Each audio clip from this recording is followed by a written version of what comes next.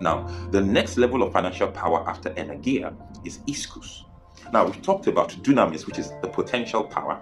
We've talked about energia, which is the cash flow, the money in motion, money finding your address. Now, Ischus is what we call stamina. It's what we call financial strength.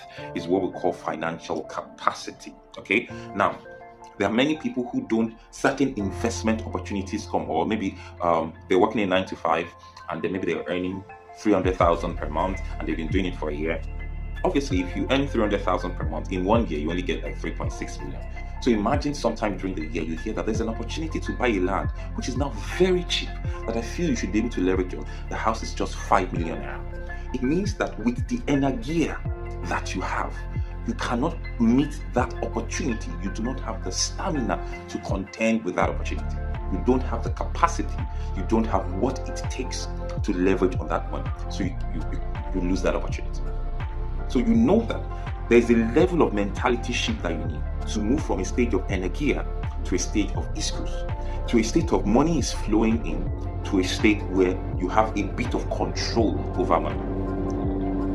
So for those who have been following me for a while, you notice I mentioned something, that we have moved from the season of buying grain to the season of the treasury of grain.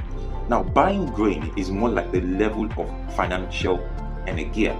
You have money and then you can just buy grain. But the next stage we need is the treasury of grain.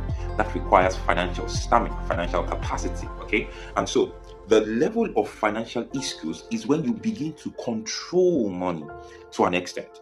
Money does not necessarily control you, as it were. So some of the things that people who are at the stage of financial Ischus have are things like capital reserve. They are thinking in terms of reserve now. They're not thinking in terms of savings or investment.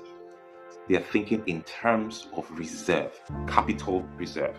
They're thinking in terms of liquidity, because everything is the leverage to meet opportunities, to maximize opportunities when they come.